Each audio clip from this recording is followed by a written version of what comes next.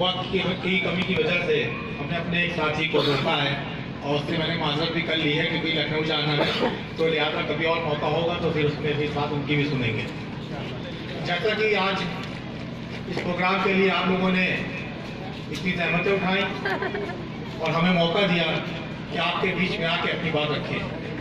इस जायज़ पे हमारे साथ लखनऊ से चल के आए हमारे नसीम अंसारी साहब,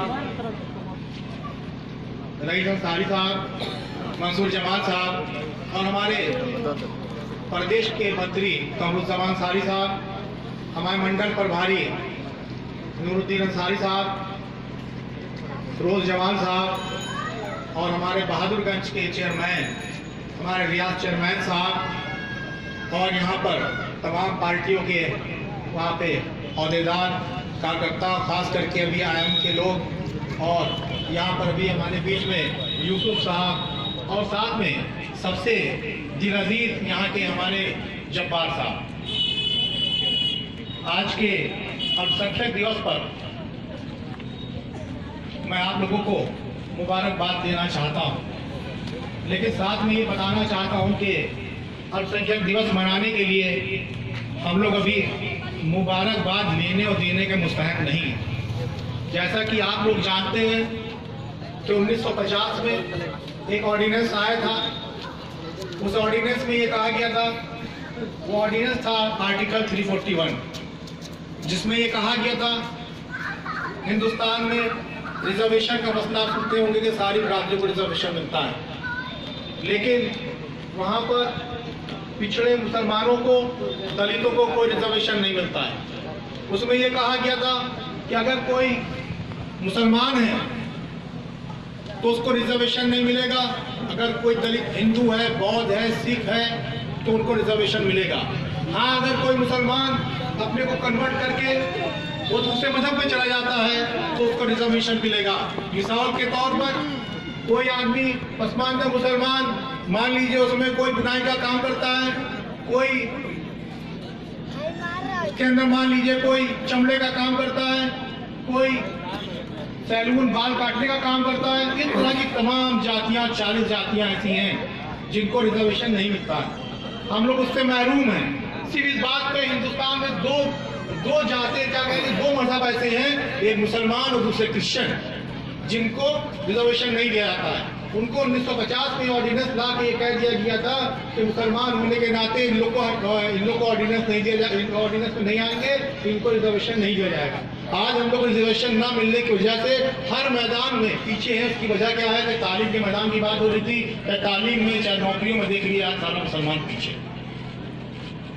और खासकर उसमें वो ऐसी पार्टियां जिन पार्टियों में हम लोग शामिल रहे और उनको हमेशा आगे बढ़ाने का काम किया और मांगते रहे कि ये पार्टियां हमारी हैं।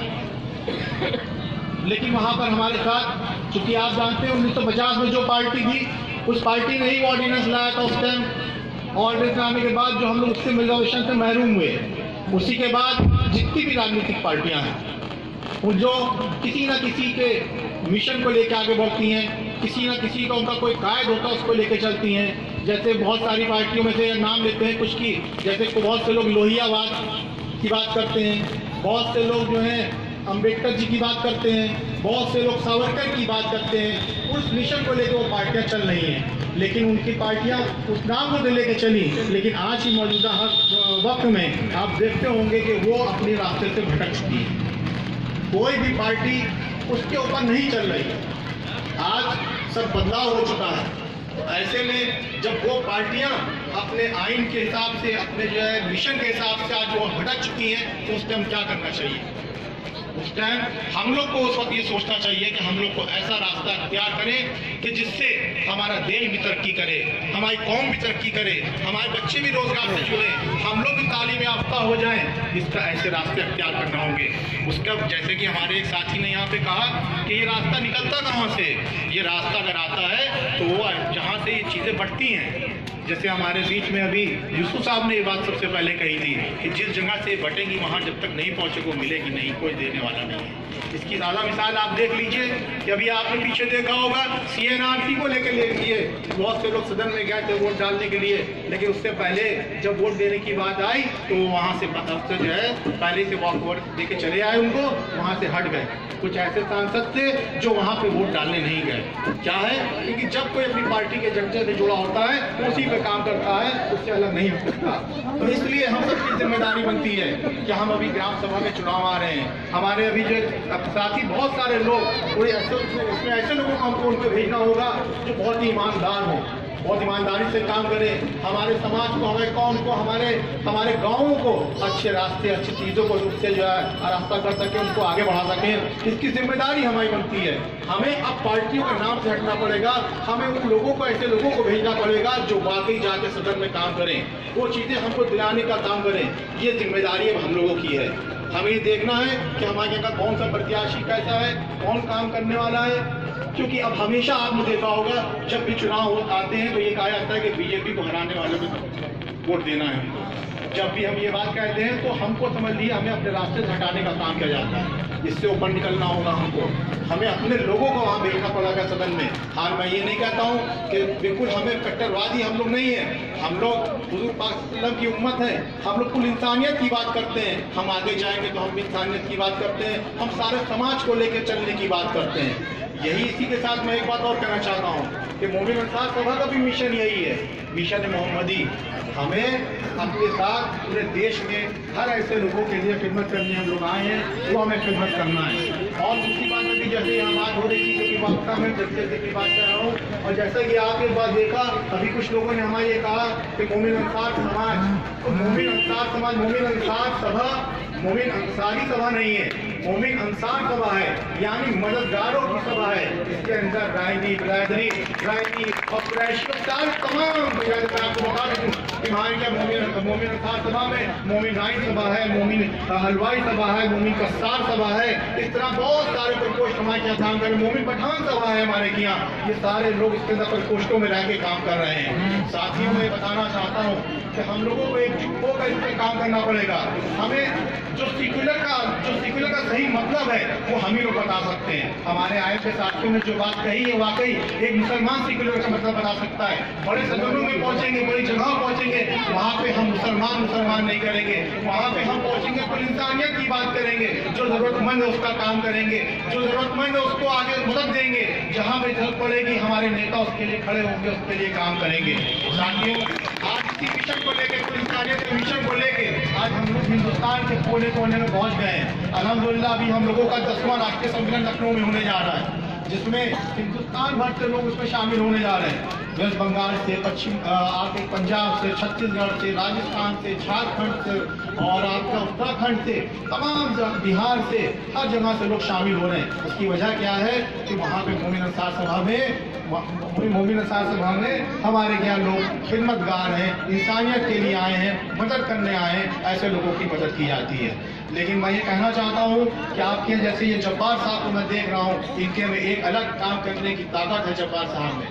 ऐसे नेताओं को आगे बढ़ाने की जिम्मेदारी हम लोगों की बनती है। जब हमारे ऐसे नेता जो लखनऊ दूर ना लगे, जब गाजीपुर से उनको दिखे सामने लखनऊ जाना है तो लखनऊ आने में उनको दिक्कत ना हो, ऐसे नेताओं को बढ़ाने की हमको जरूरत है। हमें अपने चेयरमैन को साहब को देख लीजिए, रियाज चेयरमैन साहब लगातार CNRC का मसला हो, ये लगातार हम लोगों के लगातार कॉन्टैक्ट में रहे। हमें ऐसे नेताओं को आगे बढ़ाने की जरूरत है। हम अपने क्या देखते हैं कि व्यापारियों के बीच में हमारे कबूल समद साहब एक अलग एक पहचान बनाए हैं। हम उत्तर प्रदेश में वहाँ पे जो व्यापारियों की मीटिंग सुनते हैं उसमें कबूल समा का नाम सुनते तो मेरा सीना भी चौड़ा हो जाता है। हम नूरुद्दीन साहब को मैं देखता हूँ कि नूरुद्दीन साहब को जब मैं बनारस मंडल में देखता हूँ, चाहे वो बनारस हो, चाहे आपको गाजीपुर हो, चाहे मऊ हो, जब मैं इनको देखता हूँ तो हम लोगों की एक ताकत बढ़ जाती है। साथियों, हमें ऐसा बनना है। और रही बात जहाँ में हमारे एक साथी ने ये कहा था कि अपने लोगों की टांग खींचना बंद करो, सबसे पहले तो हम लोगों को इस काम को अंजाम देना होगा। जो आगे बढ़ रहा हो उसको ताकत देके आगे बढ़ाना होगा, हमें उनको आगे बढ़ाना होगा। वहाँ पे हमें नहीं देखना होगा कौन है, हमें सिर्फ ये देखना होगा कि वो अच्छा है कि नहीं है। अगर अच्छा है तो उसको ताकत देने की जिम्मेदारी है। और मैं ये नहीं कहता हूँ कि अगर कोई अच्छा है और चाहे वो गैर मुस्लिम भी अगर कोई अच्छा है तो हमें उस गैर मुस्लिम को भी ताकत दे के आगे बढ़ाना होगा। क्योंकि आज हिंदुस्तान का ताना बाना इसी बात पे है कि आज हिंदू और मुसलमान सभी धर्म के लोगों में अच्छे लोग मौजूद हैं तो आज हिंदुस्तान कायम है। ऐसे लोगों को हमें ताकत देकर आगे बढ़ाना पड़ेगा। हमें भाईचारा एकता की मिसाल देना पड़ेगी। बनी है मिसाल हम लोगों की। हम मैं बताना चाहता हूँ कि मोमिन अंसार सभा का जब गठन हुआ 10 साल पहले, तो हमारी भी पार्टी में एक श्री राम शर्मा नाम के लोग थे जिन्होंने बनारस, जौनपुर और आजमगढ़ के अंदर संगठन बनाने का काम किया था। तो मैं कहता हूँ कि जो अच्छे लोग हैं उनको साथ में लेना है, जो खराब लोग हैं उनसे बच के चलना है, और यहाँ तक कि अपने साथियों को बड़े सदनों में भेजना है। ये आज हम लोगों को अहद करना पड़ेगा कि हम अपने साथियों को कैसे हम विधानसभा भेजें, लोकसभा भेजें, इसके ऊपर काम करना की जरूरत है। क्योंकि अगर हम इस पर चूक जाएंगे तो आज हम लोग की हालत हो गई है, आगे और बदतर हो जाएगी। आप ये देख लीजिए कि हम लोग जानते हैं अभी हमारे मोमिन कॉन्फ्रेंस का नाम आया था। मैं कहता हूँ, फख्र से कहता हूँ कि मोमिन कॉन्फ्रेंस ऐसी थी जिसमें आज से 30 साल पहले जब खत्म हुई तो हमारा शिराजा बिखरा, लेकिन उससे पहले चाहे इस्तीफा हुसैन अंसारी हो, चाहे वो जिया रहमान अंसारी हो, जब ये थे तो एक अलग पहचान थी। बुनकरों को ले लीजिए, इन्हीं बुनकरों के लिए कितना काम किया था। आप साथियों देख लीजिए अभी हालात बुनकरों के क्या हुए हैं उत्तर प्रदेश के अंदर और हिंदुस्तान में। यहाँ पे 3000 करोड़ सब्सिडी आती थी, आज वहाँ 800 करोड़ सब्सिडी सिर्फ रह गई है, जिसमें से सिर्फ 150 करोड़ आज उत्तर प्रदेश को मिली। हालात ये है कि जिन बुनकरों का जो है फिक्स रेट की बिजली मिलती थी उनकी बिजली बंद कर दी गई। उनसे जो है सीधे 1000 2000 रुपए के बिल देने की बात की जाने लगी है। उसकी वजह क्या है? उसकी वजह, उसकी जिम्मेदारी ये है कि हमने अपने बीच के लीडरों को उनसे अपने हाथ खींच लिए। आज दुश्मन ताकतें सर उठाने लगी हैं। मैं पिछली बार भी जो लगातार इसमें जो बिजली के मामले में लखनऊ मीटिंग चल रही थी तो नैनू साहब से मैं भी जाकर मिला था। मैंने भी उनसे कहा था कि ये तो जुल्म हो रहा है, ये नहीं होना चाहिए।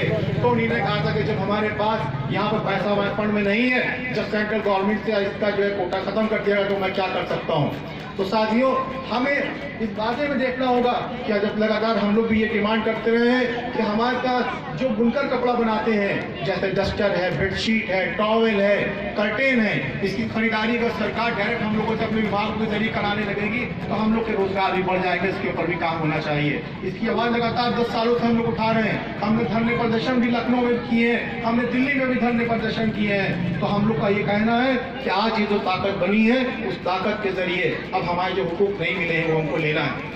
साथियों मैं एक बात और कहना चाहता हूँ कि जब ये 10 सालों में जब मोमिन अंसार सभा कारवां पूरे हिंदुस्तान में चल रहा तो बहुत सारी राजनीतिक पार्टियों ने हम लोगों को बड़े बड़े ऑफर दिए। बार बार उन्होंने कहा, हमें बड़े बड़े पद के लालच दिए गए। हर बात को मैंने अपने पदाधिकारियों के सामने रखा है। हमने हर बात अपने पदाधिकारी के सामने, कोई पार्टी कहती है कि साहब आप आ जाइए हम आपको राष्ट्रीय उपाध्यक्ष बनाएंगे, कोई कहता है साहब आ जाइए हम फलाना पद आपको दे देंगे।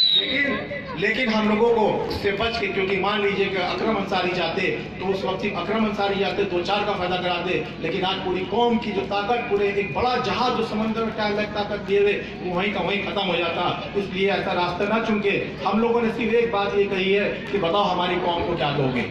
तो हमारी कौम को जब देखा कि ये देने लायक नहीं है, ये नहीं दे सकते हैं, तो हिंदुस्तान भर के अपने नेताओं से हमने बात करी, चाहे वो कमरुज़्ज़मा साहब हो, चाहे वो नूरुद्दीन साहब हो, सबसे हम लोगों ने बात करके मशवरा हुआ कि हम लोगों को एक राजनीतिक पार्टी बनाना चाहिए। उस राजनीतिक पार्टी को जब हम लोग बना लेंगे तो हमारे लीडर डायरेक्ट बड़े स्तरों पर आ जाएंगे। कोई भी पार्टी होगी वो टिकट देती है, लेकिन मोमिन अंसार सभा ऐसी पार्टी है जो मोमिन अंसार सभा जो ऐसी पार्टी बनी है जो वो टिकट उसकी पार्टी के जरिए भी मिलेगा और वोट भी उसको देने का काम करेगी मोमिन अंसार सभा उस पार्टी के जरिए। तो साथियों ऐसे लोग हमारे सदन में पहुंचेंगे और हम लोगों का ये मिशन है कि हम लोग कभी भी किसी की बुराई नहीं करते हैं। जो आज का जमाना है कि जो भी काम करने वाला होगा वो आगे निकलेगा। यही मेरा मिशन है अपने कौम के लोगों से। क्या तो साथियों सब मिलके काम करो, जो आगे बढ़े आगे बढ़ो।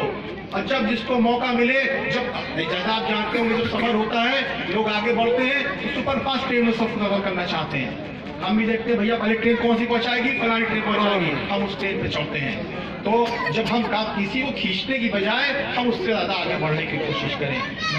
ये मिसाल हमें सभी को अपने बीच में लेना होगी। हम सबको इसके साथ चलना पड़ेगा और इस तरह के मिशन अपने साथ रहेंगे। और मैं ये कहना चाहता हूँ कि हमारे बीच में फिरोज जमान साहब काफी सालों से जो मोमिन अंसार सभा में रह के कौम और समाज की खिदमत कर रहे हैं, तो हम उनको यहाँ पर आज इस मंच के जरिए अपने फिरोज जमान साहब को गाजीपुर का जिला अध्यक्ष मनोनीत करते हैं।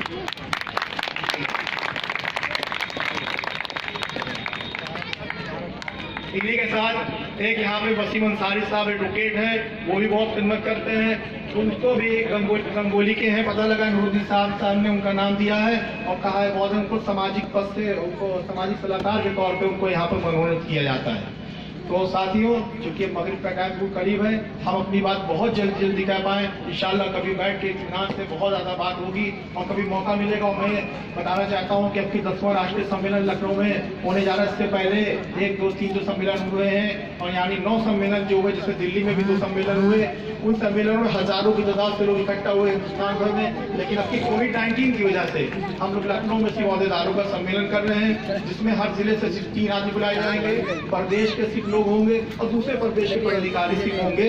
तो इस तरह से लखनऊ में अब की 26 तारीख को मोमिन साहब सभा का 10वां राष्ट्रीय सम्मेलन होने जा रहा है और ये इतिहास इंशाअल्लाह बनने जा रहा है। अभी तक के कोई भी गैर राजनीतिक ऑर्गेनाइजेशन ने लगातार 10 राष्ट्रीय सम्मेलन अभी तक के नहीं हो सके हैं। ये पहली बार होगा इंशाअल्लाह आप लोग की दुआओं से, जहां बिना बहुत खूबसूरती के साथ अब की 10वां राष्ट्रीय सम्मेलन लखनऊ में होगा। तो साथियों, आप सबकी दुआओं के लिए आप सबसे इल्तिजा के साथ दुआ कीजिएगा कि हम लोग साथ खैरियत से अपने मिशन पे आगे बढ़ते रहें और हमारे सभी साथी, चाहे IIM के साथी हो, चाहे पीस पार्टी के साथी हो, चाहे दूसरे नेक लोग, अच्छे इंसान दूसरी पार्टियों में हो, सब नेक नियति के साथ आगे बढ़े। इसी के साथ अच्छी बात खत्म करते हैं।